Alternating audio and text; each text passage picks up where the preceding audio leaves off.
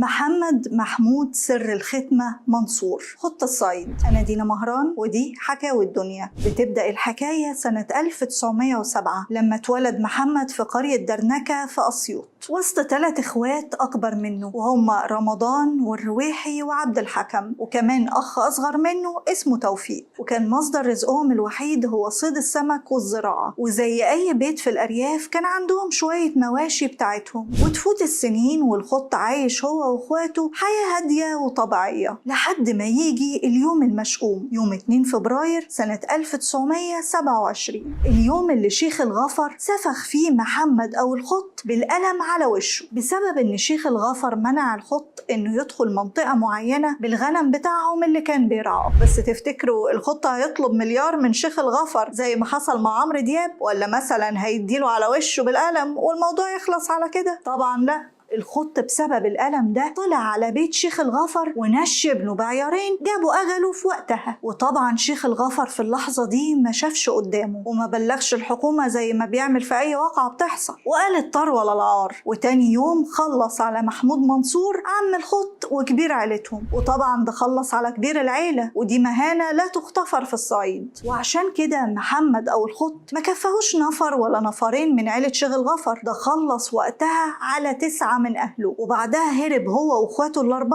على جبل الشيخ بخيت. وجبل الشيخ بخيت كان مقصد للمطاريد في الوقت ده، وفي نفس الوقت كان نقطة البداية لخط الصعيد، لأن بعد فترة قصيرة من وجود الخط هو وأخواته على الجبل قدر يفرض سيطرته عليه وعلى جزء كبير من المطاريد اللي قرروا يسلموا ليه ويبقوا تبعه. وابتدى الخط يعمل منهم تشكيل عصابي ويكون قائد عليهم، وبقى واجب عليه إنه يوفر للمطاريد دول 3 حاجات عشان يفضلوا تحت سيطرته، وهم الفلوس والأكل وأدوات التنفيذ اللي هيخلصوا بيها، اللي هي بلغة الصعايدة الفرفر، ودي ما كانش فيه أكتر منها في الوقت ده، وده بسبب الضباط الإنجليز اللي كانوا بيتاجروا فيها بالجملة. فكان الخط هو واللي معاه بيفرضوا إتاوة على أي حد يكون بيملك حتة أرض، وده طبعا مقابل إنهم يحموه هو وأرضه. وطبعا اللي ما كانش بيوافق يديله الإتاوة كان بيتويه وبرضه ياخد الأرض. وتفوت الأيام ويعرف الخط من ناس كان زارعهم في بلده إن شيخ الغفر لسه حطه في دماغه وكمان بيدور عليه، لدرجة إنه راح أبنوب في أسيوط مخصوص علشان يأجر واحد من العرب يخلص على الخط. ولما عرف الخط ميعاد الزيارة المعتبرة دي نزل من على الجبل هو وكام واحد من رجالته وقطع الطريق اللي بين درنكة